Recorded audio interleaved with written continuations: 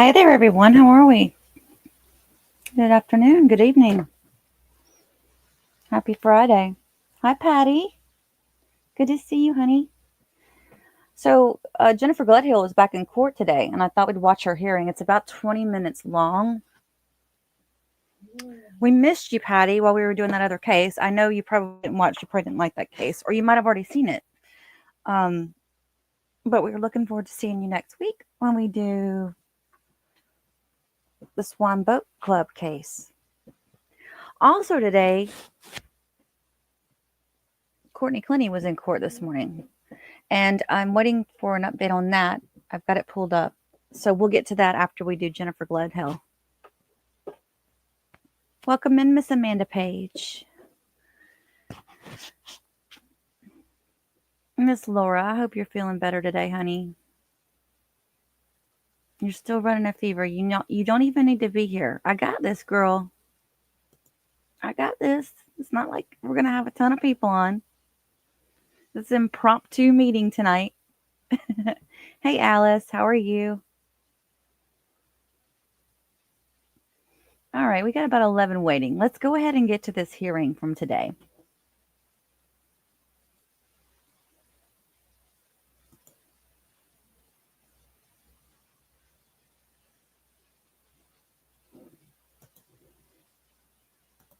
Without bail. In this case, there is substantial evidence. There's substantial evidence that supports that Matthew Johnson is not missing. Matthew Johnson was murdered by the defendant. I want to briefly go over the evidence in this case. As I've previously told the court, this is an active investigation, and there is significant, substantial evidence discovered after the charging document was filed, and I will include information regarding the new evidence in the state's argument. So first, Your Honor, Matthew has not been seen or heard from since September 20th of 2024. He's not been to work. His family and his friends have not seen him. There's no phone records or bank records, no activity. His military ID and his passport were found in the master bedroom. And the last person to see him alive was the defendant. In fact, some of the new evidence the state has are videos taken that night of the defendant and Matthew arguing in the master bedroom. I now want to talk about the evidence that was provided by the identified informant. On September 22nd, the defendant confessed to the informant that she shot Matthew in the master bedroom with a gun as he slept in the master bed. She confessed that she smashed Matthew's cell phone and hid his truck in a neighborhood near the house. She also confessed that she loaded Matthew's body into a rooftop storage container, slid him down the stairs, and loaded him into the back of her minivan. She confessed that she took Matthew's body north, dug a hole, and buried him in a shallow grave. And she confessed that she cleaned everything up. Much of the information that was provided to law enforcement by the informant has been verified by actual tangible evidence which the state will now present in our detention hearing exhibits. And I spoke with Mr. Diaz before this hearing, and I believe he does not have any objection to the state's exhibits. No, Your Honor. Thank you. So if we could start with the state's exhibit 1. And I have printed out copies of these for Your Honor to be able to retain as detention hearing exhibits. Thank you. So state's exhibit 1 is actually a Google map, but what that is the phone mapping of the defendant's phone. And what you are seeing is that the phone at the very top red dot is the residence of the defendant and the victim. And on the early morning of September 21st, her phone data tracks her on that blue line all the way down to the bottom red dot, and where on September 30th, Matthew's truck was recovered. In fact, it tracks her in the early mornings on the 21st, which is verified by the fact that a doorbell camera from a neighbor recorded that the truck was present there at 6 a.m. on the 21st. It also tracked her there at that location where the truck was located on September 25th. And then State's Exhibit 2 is Matthew's truck that is registered to him that was, again, located by law enforcement at that location.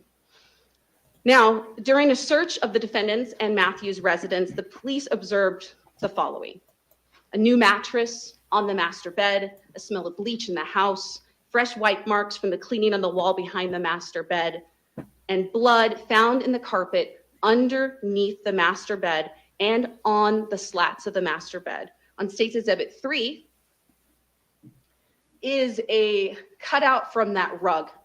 Now, the location of that blood stain is consistent where Matthew would sleep, put his head on the mattress. And that's consistent from the videos that the state has, that the evidence in this case of them arguing in their bedroom that night.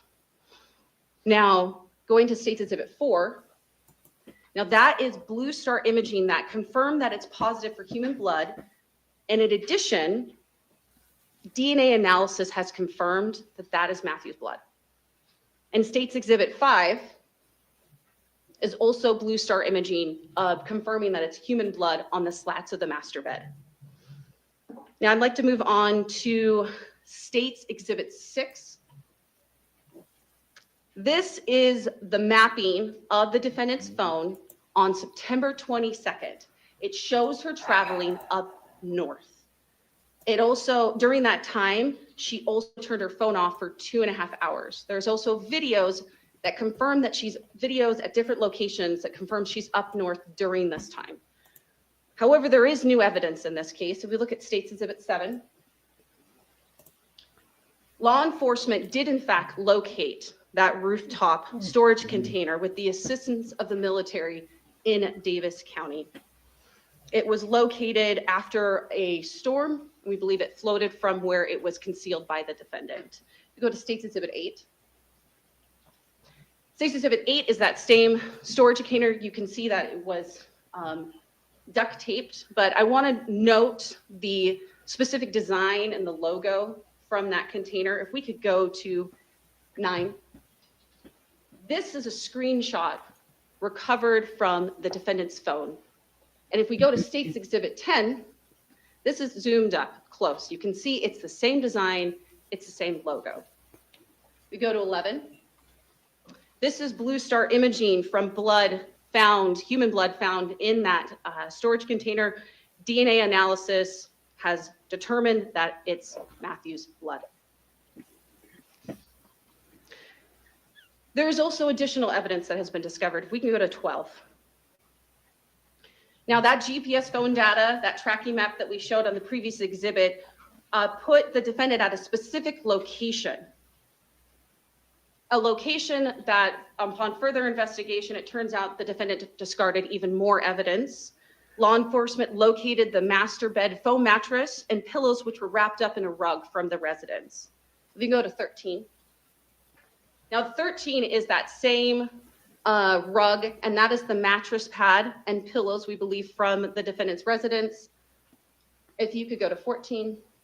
Now 14 is in fact a screenshot from a body camera a month prior to the murder, and that is of the master bedroom. And you can see it looks just like the same foam mattress. And then State's Exhibit 15, that is the rug that was wrapped around the foam mattress and the pillows unobscured. And we go to 16. 16 is a screenshot from the defendant's phone taken from 2023. That is the same rug. And that is Matthew Johnson next to the same rug.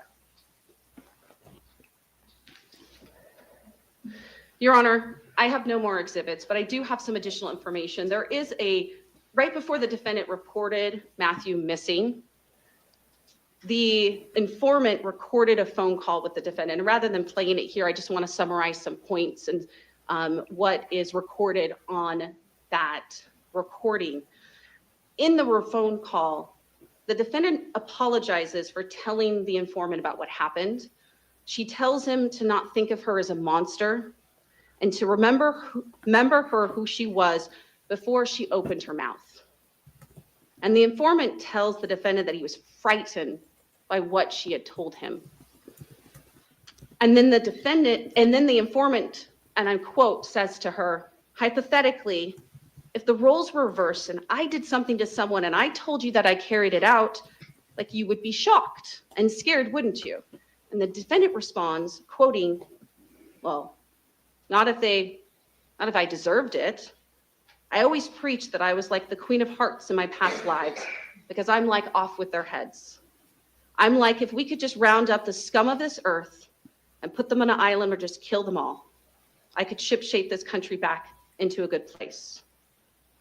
Now, then, even in that phone call, she starts claiming that this is just a hypothetical situation. However, she tells, and I quote the informant, I think that the fact that you got scared of me, that part, it broke my heart because I was like, wow, if you think I could even hurt a fly, like he's not a person. He wasn't a person anymore. He wasn't Matt anymore.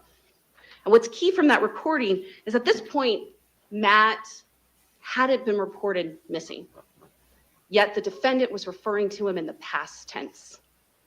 Now, moving on to the other prong, there is clear and convincing evidence that the defendant presents a substantial danger to the community and to the integrity of law enforcement's investigation if released on bail. Now, the defendant previously made an unsuccessful attempt to get a protective order, and the defendant believes, the state believes the defendant was very calculating in her crimes. Just days after that temporary protective order was removed, she arranged for the children to stay at her parents' during the evening that Matthew was killed. And she asked her parents to keep the children home at their house for another day, presumably while she was cleaning up the crime and disposing of Matthew's body. The evidence is significant that the defendant obstructed the investigation by removing the mattress and replacing it days later with a new mattress. The cargo box that had been observed by witnesses at the home on prior occasion was disposed of and then later located. The mattress pillows and the mattress pad were also disposed of and then later recovered. However, the mattress is still missing. The gun is still missing. The very gun that we have video of her handling and the same gun she showed the informant just days before the murder. We did find the box of the handgun. The defendant hid the box in a onesie at her parents' home. Your Honor, she's already shown that she will tamper with witnesses, but she also told the informant not to say anything. The evidence in this case is substantial, and if released, the defendant will continue her efforts to cover her crime. Further, the defendant is a flight risk. The defendant told the informant that she would kill herself before spending her life in prison, or that she would flee the state with her children. Now, I wanted to remind the court that there was a letter filed a long time ago from Matthew Johnson's family. I just want to briefly reference that letter where the family is urging you not to release the defendant on bail. The reasons, and just quoting from that letter, the reason Jennifer should not be released is due to the evidence tampering, witness tampering, concern for the kids. They're concerned that she may harm herself or others. They're concerned that she killed her husband, the father of her children, and that the Johnson family would be in a state of shock, terror, and fear. They also say that if she can brutally murder her husband with no remorse, she's clearly capable of harming her children. She's uncooperative in helping law enforcement locating the children's father's body. They're concerned that she could flee the state or country. They're concerned that she could harm or contact the informant. In fact, the informant has expressed fear if she were to be released. And she could plant or stage false evidence. As I said, Your Honor, the family urges you to hold the defendant in custody without bail. The search for Matthew Johnson's body is ongoing, and his family just wants to bring Matthew home. And they are concerned that if the defendant is released, she will continue to obstruct those efforts. And for all these reasons, the state has met its burden, and we ask that you hold the defendant without bail. Thank you, Your Honor. Thank you, Ms. Paulus. Mr. Diaz. Yes, Your Honor.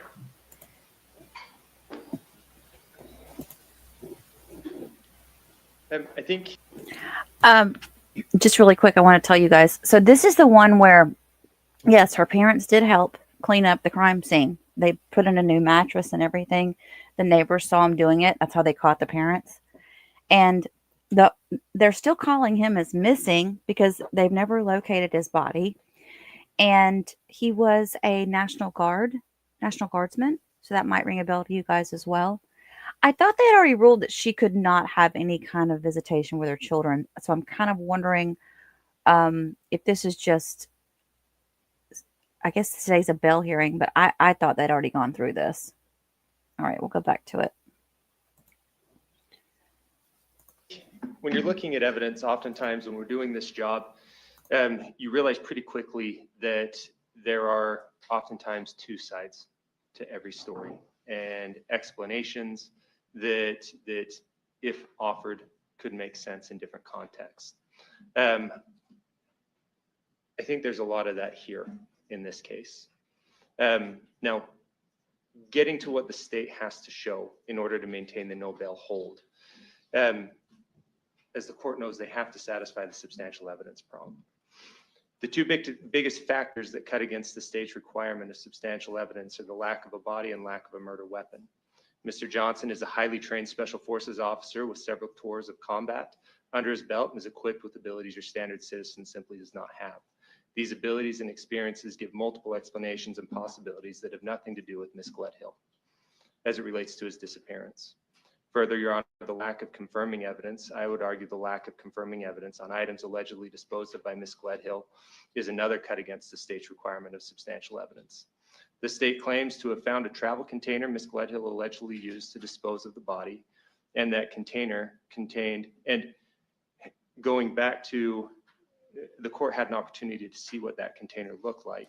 The possibility of Miss Gledhill being able to fit a full-grown man inside that container, to me, seems difficult and limited.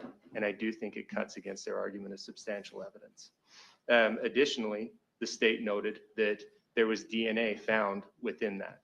What the state does not note as it relates to that DNA found in that container is that initially when they found that DNA, there was so little DNA that it required a notice to consume, saying that they could only test it once, and that if we chose to, there wouldn't be enough DNA left for us to test to confirm it.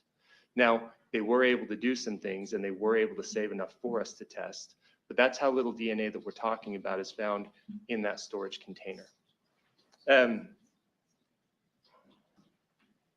The state also found a rug, foam mattress topper, and a pillow. What hasn't been provided to me and what I didn't hear the state talk about today is on this mattress topper and on these pillows where this alleged murder is said to have happened, I have yet to see any sort of confirming DNA or blood evidence as it relates to those.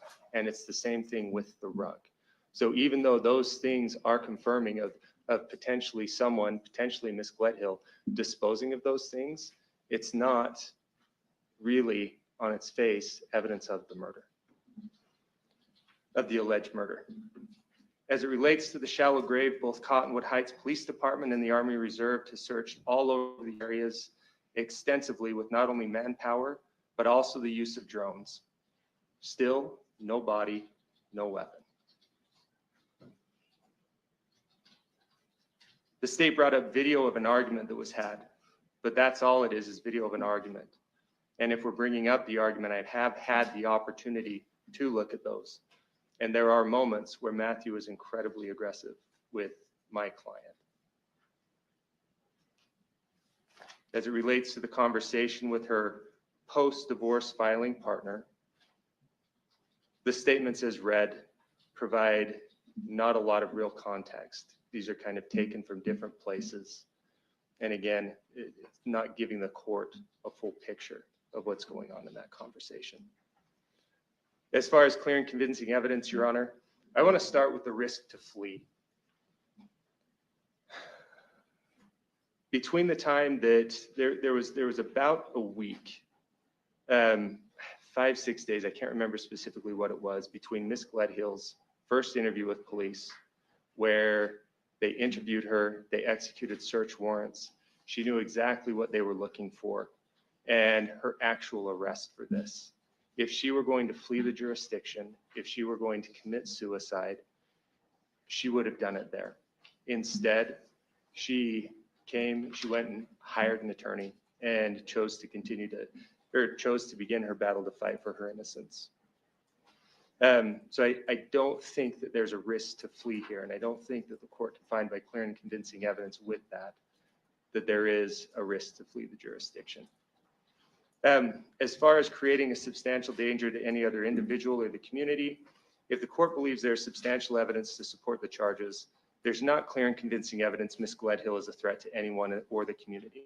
Ms. Gledhill has no criminal history and has lived in the Cottonwood Heights area for most of her life. She has a very supportive network of family and friends who know who she is and know her well. Many have signed letters of support that were filed with the court this morning. I hope the court had an opportunity to read those. I did read those. Thank you.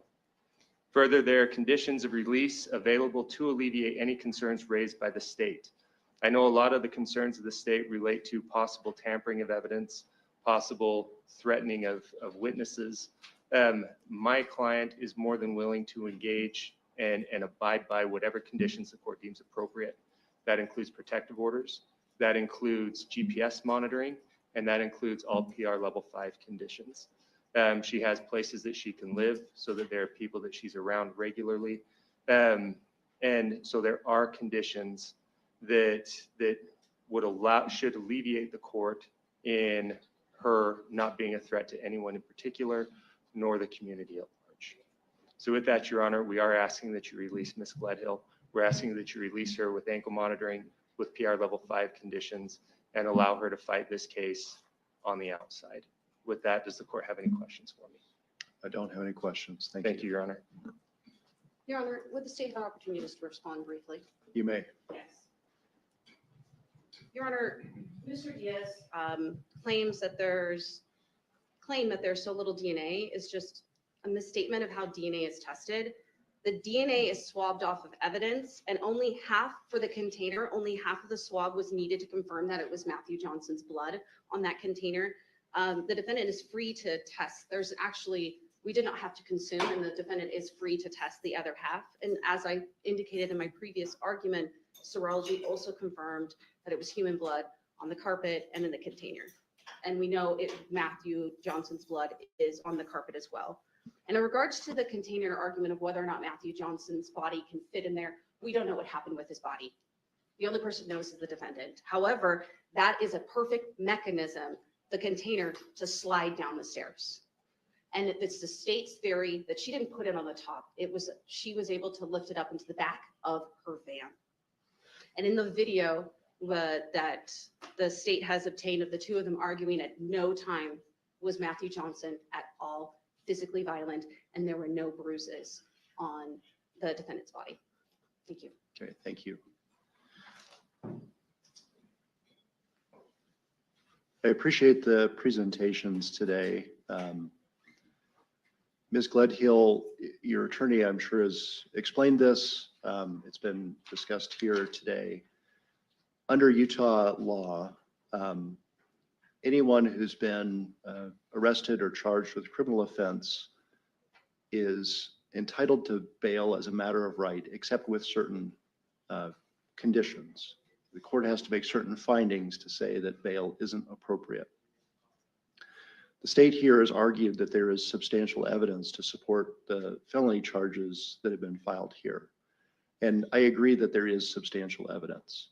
We can debate whether that evidence is enough for a conviction, but that's not the level that I'm looking at. It's not the same level as if this matter were to go to trial to determine guilt or innocence.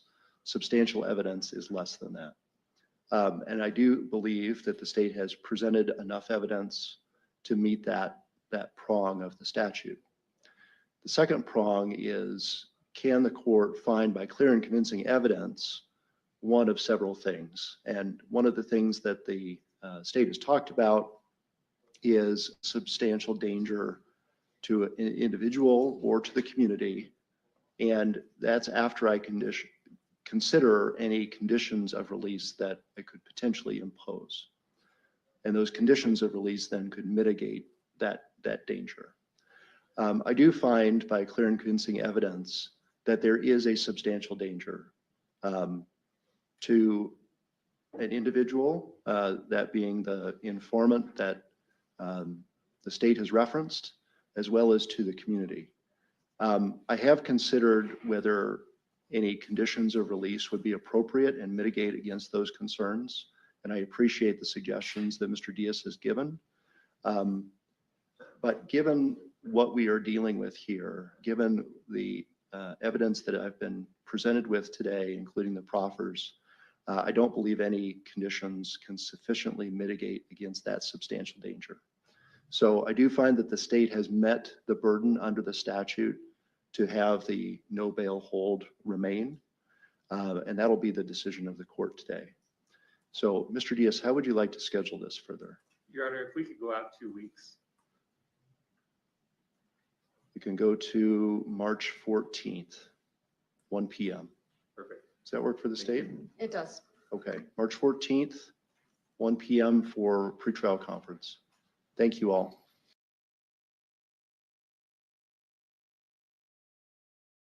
All right. Well, I'll mark that in my little book. That container they were talking about, that surprised me. I just pictured one of those other type of containers, more like a tub. But that was literally one of those that like you put on the top of the car. That's crazy. Yeah. So I don't know. We get to see this going into court. What? May? Could be May, maybe. April. No, I don't know. Anyway, my luck. Her and Corey Richens and Courtney Clenny, they're all going to go to court at the same time. The three ones that I've been following mostly. So that would be my luck. That would be our luck. So I was trying to pull up the case on Courtney Clenny because the docket, I had it pulled up earlier and I tried to refresh the screen and now the docket is like, I think it's offline for the night or something. They might be doing some work on it in the background. But she was in court today and they set a status conference for the March the 11th, which I thought, okay, a status conference, that's good, right? That means we're getting closer to trial, correct? So it could be, no, they have not found his body. They have not found this gentleman's body. It could be that we see Courtney coming in to get her stuff start to kind of take speed a little bit now. But it could be also that they just keep doing this status conference over and over again, knowing her attorneys. Who knows? Who knows? So yeah. No, Nana, this one was a new case. This only happened this past year. They just you haven't seen a lot about it. It hasn't been in the media a whole lot. So that's the update there. Pretrial does sound close to me too, Patty. I think so. I thought what are y'all doing tonight? Do you have any other streams you need to go to that have some true crime going on it? If you don't, if you want to hang with me, we can do some off-topic stuff.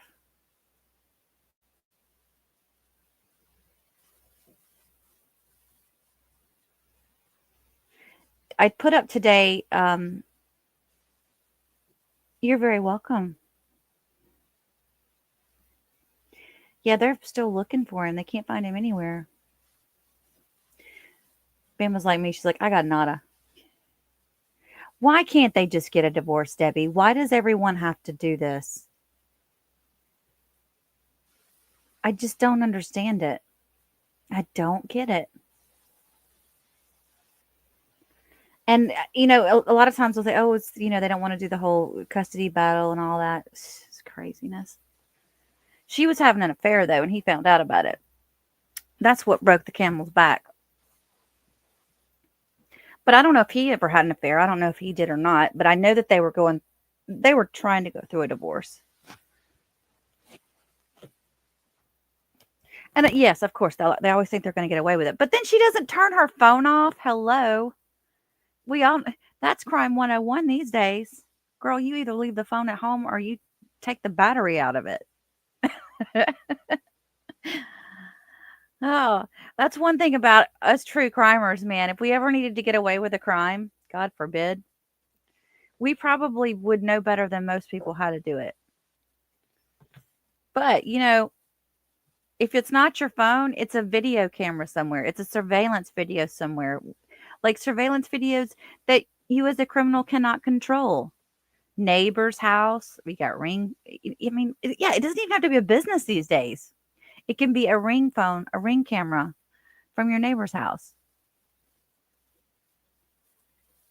Did I say Bama? Did I say Bama?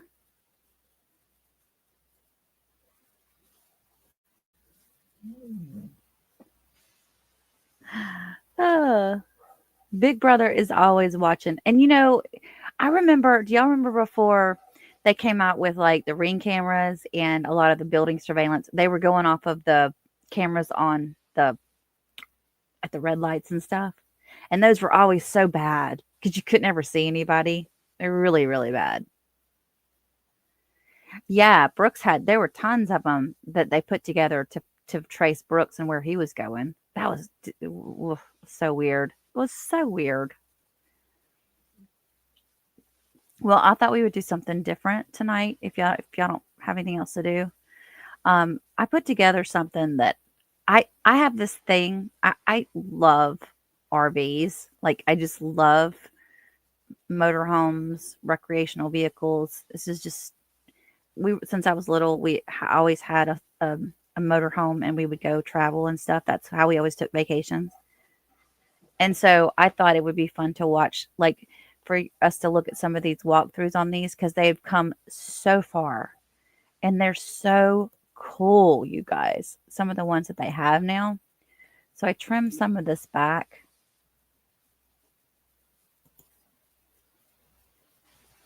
Now, this goes to, right now I'm on Keystone's page. They're one of the bigger ones that does motorhomes and whatnot. And these are the kind that you hook behind the truck. You have to have a heavy truck for these. This is not the kind I have. I'm going to show you guys mine in a little bit, but I like these. These are my favorites because they're so big. And you would be surprised. I mean, you wouldn't. How many people actually live in these things nowadays? When I got ready to buy mine after I sold my house, I found a ton of people on YouTube that actually they live in theirs, they're building a house or they're just traveling for their retirement, or it's just so cool. So I thought we would kind of go through and look at some of the images that we have here. I've got a couple of videos of different walkthroughs and whatnot. And I just found out that when I was on this website that they no longer have the one that I live in. They don't have it on as a new, it's like they're not making it anymore. But you guys, look at how beautiful these are.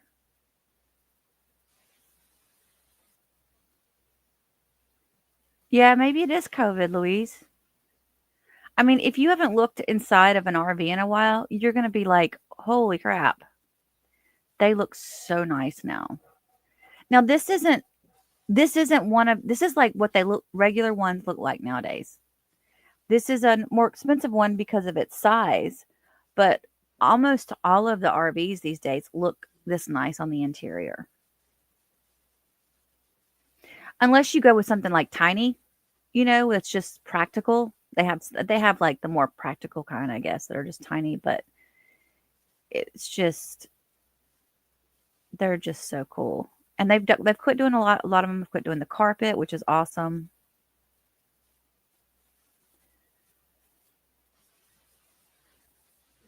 This is a Keystone, but again, this isn't the one I have. Well, they're going to get to the one that I have here in a minute. I like the layout of this bedroom because the wardrobe is right there to the left and you can easily access the wardrobe. The way mine is set up, my wardrobe is on the side of the bed and it's hard to get to. And this is a small room too. And I like the sliding doors. I have doors that open and close.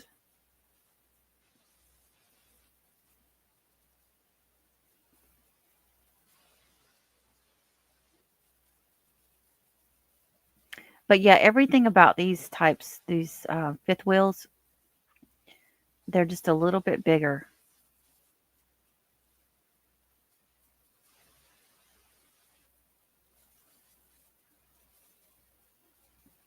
But I do love the colors they have these days.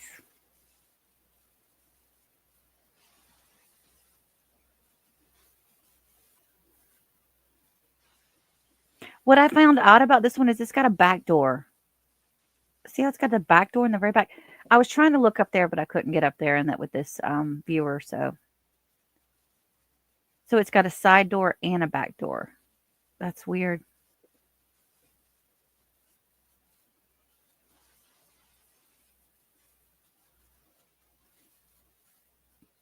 They've changed a lot. And those little heaters that they have below the TV right there, man, those things are awesome. They're so awesome. Even now, the 2025, 2026 models, they all have ceiling fans now. They didn't have that when I bought. They didn't have ceiling fans. I just use my AC as a fan, my AC unit. Hey, Steph. Good to see you. Oh, let me take this banner down on Jennifer Gledhill. Frankie says hi.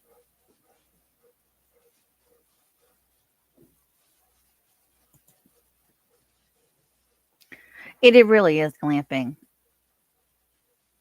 I glamp every day.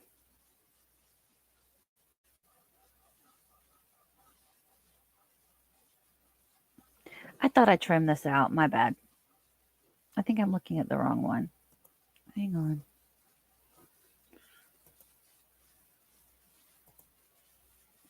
Hang on, please. Please hold.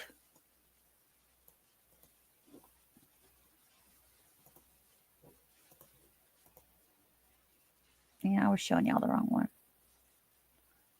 Okay, this is a different one right here.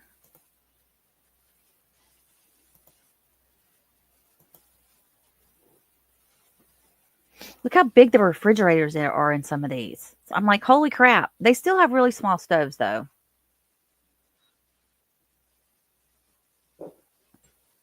See the little heater down there? Y'all, that thing is awesome. You can get up into the 80s on it. It will keep it'll keep my whole unit completely crisp during the wintertime. I love that one has like a little desk area. That would be perfect for me.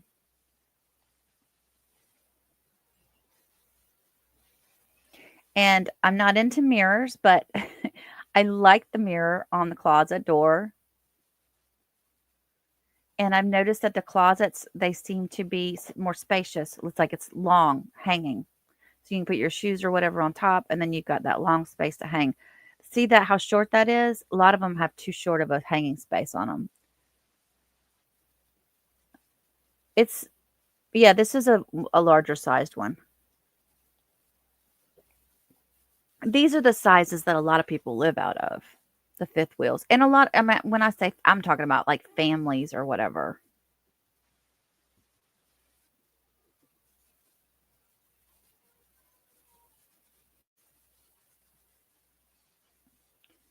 And he's showing us this little, I wanted to get the 4-seater chair like that with the table like that. But the unit that I wanted, they didn't have one already done up. So I ended up having to get the little, what do they call it? Like a little booth seating thing. He said they haven't have like storage underneath the seats there.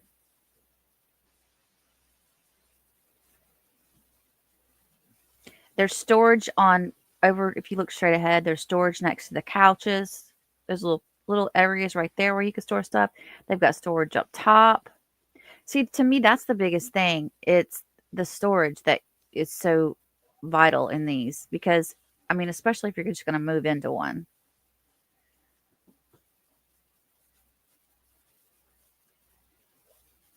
But I didn't have enough storage. I don't know if I'll ever have enough storage. I'm still throwing stuff away. But I by far know I could care less about moving back into a home now, though. It's weird. I like not having a lot to worry about.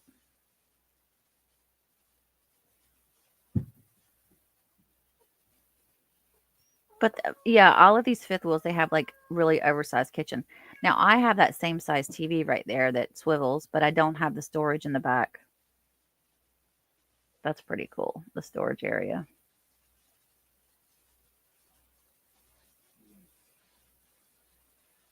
It's like, you know how some people are into boats, and so they'll look at boats a lot. I'm into this. This is just what I love. I watch these all the time, and I've already gotten one, and I still look at them. I don't know why.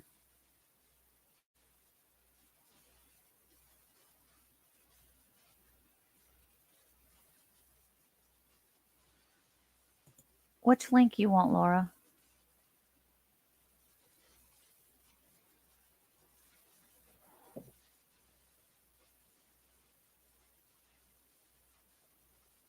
So there's a loft up there behind him. And these things come with flipping pantries. Wait till you see the pantries he's fixing to show us. A lot of kitchen storage.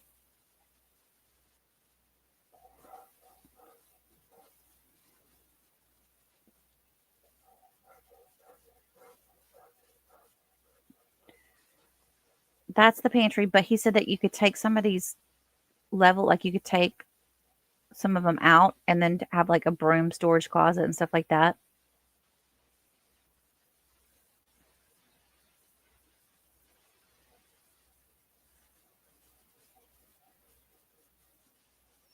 Now, these little lofts up here, I think they're fun. But at my age, it's like that this loft space would just what am I gonna do? Store stuff up there? The cat can go up there, I guess. But it's like I don't have children. So really, unless you have kids, you can't really utilize this space. Or young people, I guess could. And it's really a cool area. But as you can see, you can't even stand up in there. You have to walk around on your knees. Oh, do you like the ones where they convert the buses and stuff? You know, now they've started converting all kinds like schools and all kinds of stuff, banks into houses. That is neat to watch. We could watch something on that one night. I figured that they wouldn't ding me. None of these people would ding me because it's basically advertisement to them for these RVs. This is Keystone, and I'll put the link. Put the link in the chat.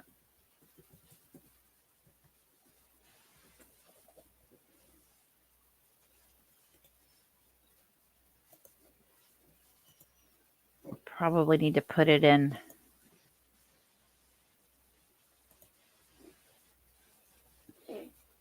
Isn't that weird? A back door. Now, see, my outdoor kitchen is much bigger than that. Oh, thank you, Ms. Laura, for gifting memberships. That was so sweet of you. You didn't have to do that.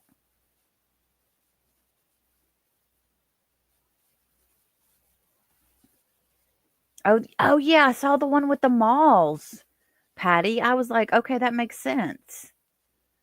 It does make a lot of sense, except for the fact that I would think that plumbing could be an issue. Well, you guys don't forget to thank Laura for gifting you a membership. Oh, so sweet, Laura. Okay, so this is a different one. I like the little coffee bar right there behind them. And I like the dark the island. I like this dark wooded tabletop around the sink.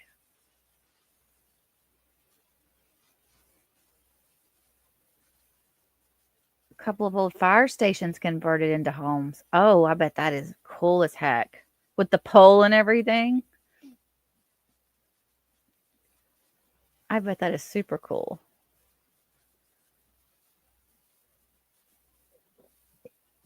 That's new, the whole charging the phone, laying it there. I don't have that. I do have those types of chairs, though. They're fixing to show my unit. Come on, let's get to it. I didn't realize when I was recording this, you guys, that I didn't record the sound. I tried to pull these together and snip them. Now, this is a cool space for kids. So you got like a little bed up there, and then you got a bed over to the right up that goes a little bit higher, so it makes it kind of cool, like bunk beds. And then they've got all this space to put all of their stuff in, the storage area. They got a TV area.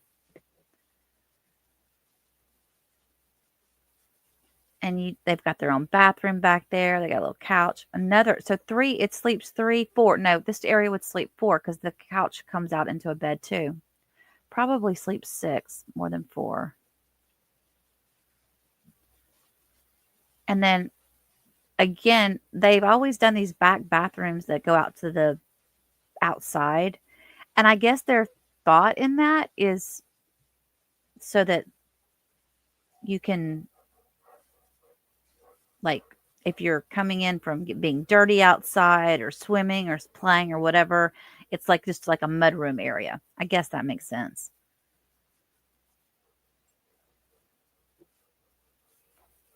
Oh, Steph got one.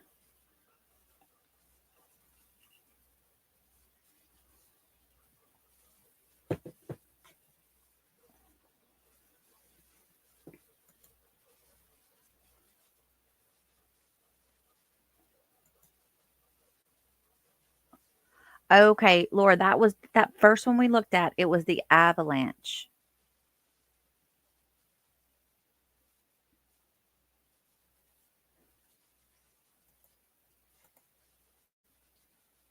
Oh, yeah. And see, that was the other reason I wanted the fifth wheel because I wanted a washer and dryer. They don't have them usually if you don't have a washer and dryer, if you don't have a fifth wheel. Now, this one is stupid. Look where look right here, y'all. Look where the bathroom, so this is like, oh yeah, this one poses a dual sink, right? But I don't understand this. And sometimes these are prototypes, so they haven't gotten it all figured out just yet. But first of all, you've got a sink in front of the toilet, and then you've got another opening right here in front of the toilet. So I'm just trying to understand how, like, that doesn't work right. Totally not good. No, they need to fix that. Why even have a sink? It's like, oh, we have a second sink. No, you should have done something else with that area. Okay, now this is a little bitty one. This is kind of cool. Go from a big, huge one to a little bitty one. And check out the different storage areas and all that. Little lofts are cool. Now, if I had little lofts that were that small, I could use that for storage for sure. And some of those little lofts like that, you can actually get to them from the outside of the unit as well. So if you do use it as a storage unit or a bike storage, you can open up the outside and it's like a little storage area and the loft is right there. So that's a little bitty one. Thank you again, Laura, for your memberships.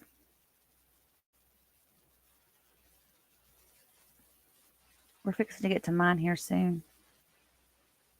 There's the outdoor cooker. Now, see, is this a different OBX? Yeah.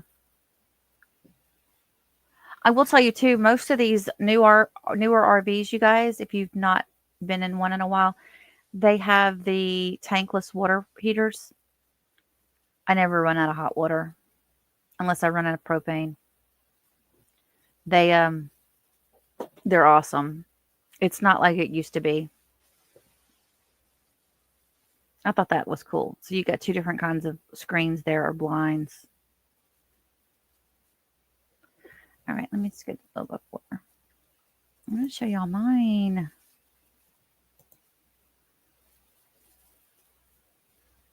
Okay. Nope, this isn't it.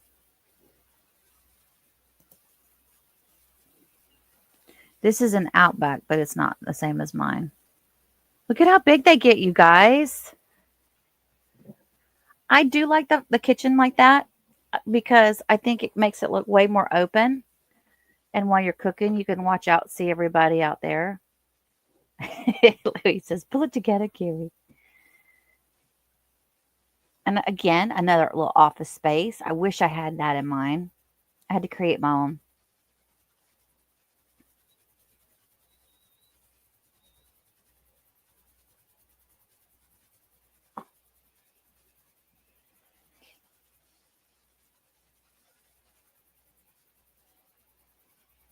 And you'll see the difference with the Outbacks. They have doors.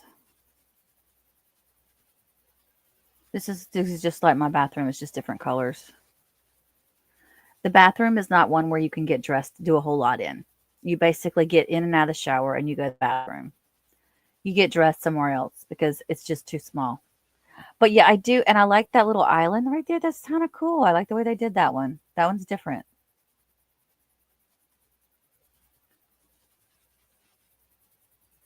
How did I get back into the OBX again? Hang on. I don't want the OBX. Okay. I think this one's mine. Yes. This is my unit that I live in.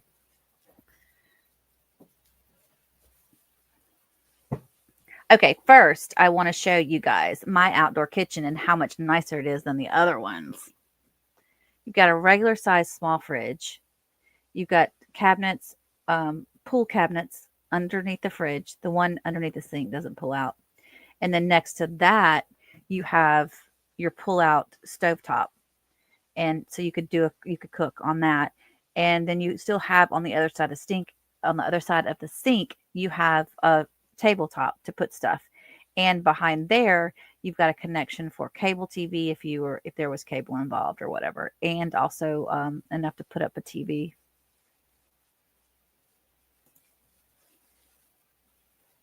I don't get to use my outdoor as much as I'd like. But yeah, it's cool. It's a cool little space.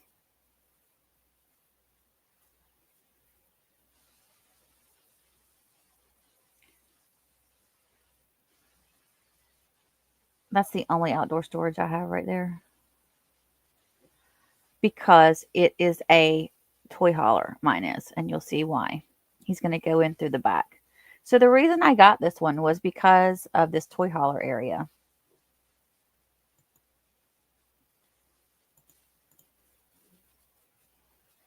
I basically loaded my house to the back of that toy hauler when I moved out.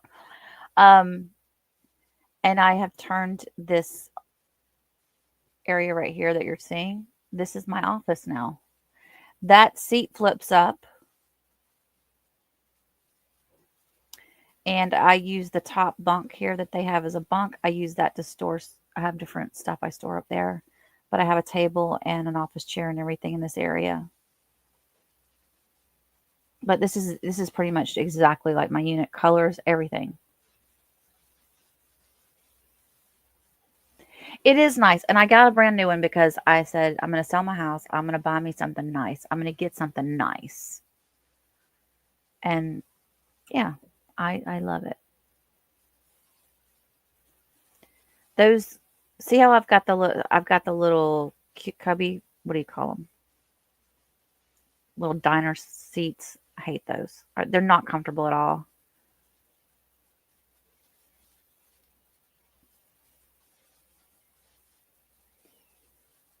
So I have a kitchen island that kind of sits in the middle, which does help a lot because it gives you a lot more space.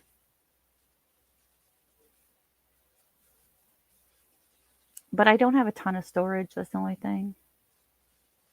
And I've got the smaller refrigerator freezer set up right there.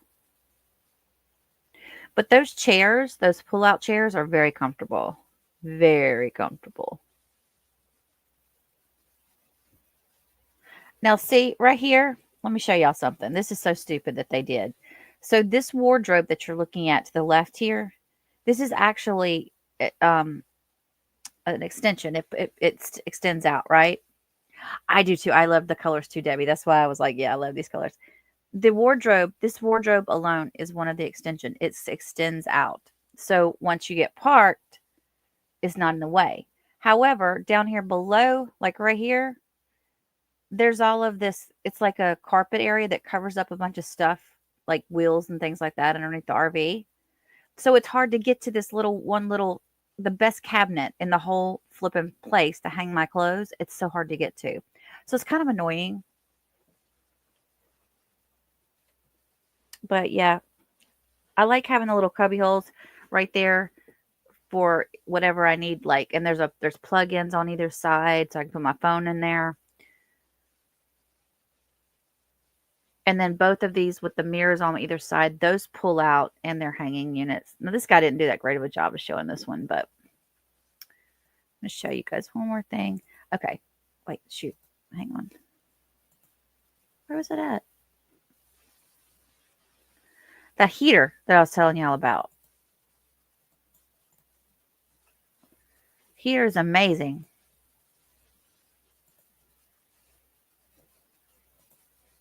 There's my TV and the heater. So the heater's down below. Oh, it's so nice. It is so, so nice. Tracy's watching on back. She's obviously watching it from earlier. she's a weak argument from defense. It was a weak argument. All right, we're gonna move on. This is a cute commercial, you guys. Watch this.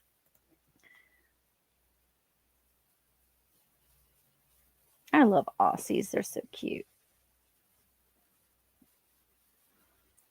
This is kind of neat. They have like a little pull out right here for the dog bowls. And you can put it back in there. That's new. Look at See, those little types of cubbies aren't bad for storage because you can easily access them. And then if you somebody wanted to sleep in there, they could. I don't mind that. I can imagine a lot of people just have dogs and they don't have kids and they do this.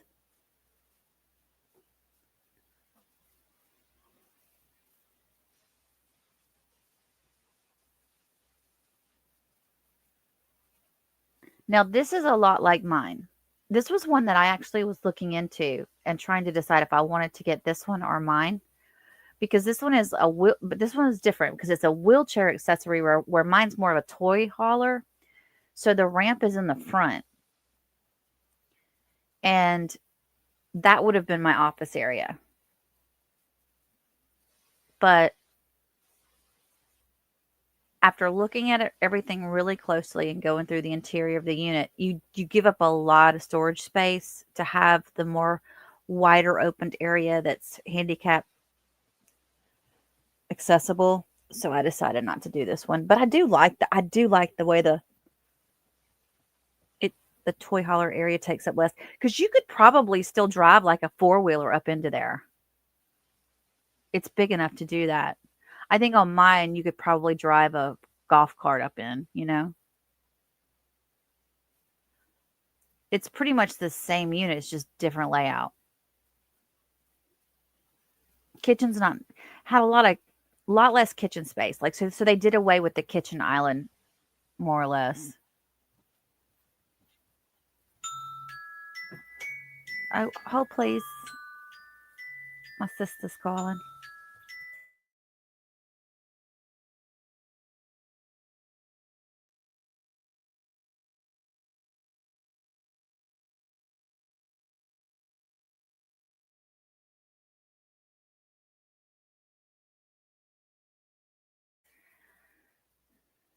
Anyway, yeah, they've really come a long way. Let me go into these other ones. Look at that type of sofa. It's the same as mine, but it's instead of the chairs, it's a sofa. Oh, he's gonna watch. Y'all watch how they do now with these tables. Tinkerbell. I had to change my sister's phone ringer. It was getting on my nerves. The table is, it is pretty easy to get to do the bed with this setup. And those seats right there that he was just messing with, those pull up and you can store stuff down in them. But yeah, it's just, I'm not crazy about this set over here. Let's see. Is this the last of it? It might be. There's a storage area for those.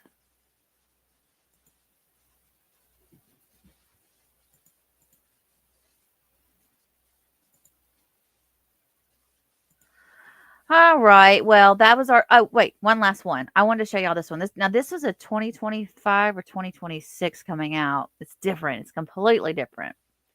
It's kind of cool looking. Those are literally neon lights down the bottom of it. I think this is like their aluminum trailer. Like, not aluminum. What am I thinking?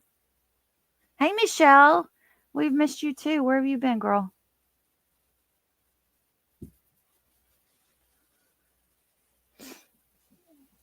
Yeah, it's kind of cool looking, isn't it? I never watch the outside of these. I'm just like, take me to the inside. Just show me the interior, damn it. You've been sleeping. Why you been sleeping so early? Oh, you're an Aussie, aren't you? Okay, this is kind of neat looking. It's nice looking to be so small, but it's cute. I could totally go on a vacation in one of these. I wouldn't want to live in it. It's too small to live in, but I could totally go on vacation. Well, I take that back. If I didn't have dogs or any pets, I could live in this thing.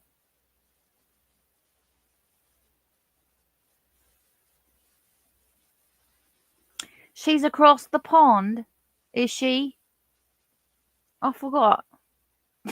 My horrible accent. I apologize.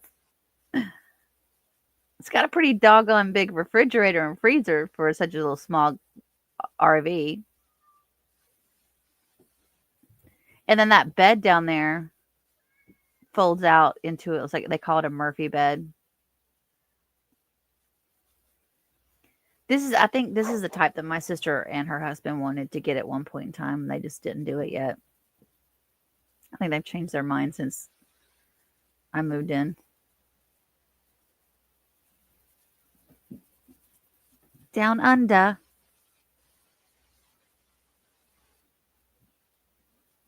When did I get mine? When I moved here, it was about almost 3 years ago now. Was it 2 years ago, 3 years ago? So mine was like just coming out of COVID time was when I moved. Yeah, so watch how this flips into a bed right here at the end. It's hard to, there it is. Yeah, so it was end of COVID. And honestly, I don't know. I thought I would get a really good deal on them because, people weren't working and they had limited ones. And I want to say that I got the model from the year before, if I remember correctly. Actually, the model from the year before is the one I wanted anyway. But I think I got a better deal on it because they were trying to make room. They were trying to get rid of their inventory, their older inventory. So it was different. It was different. It was kind of I literally bought mine over the internet. So a lot of people said I shouldn't have done that, but I don't care. I'm happy.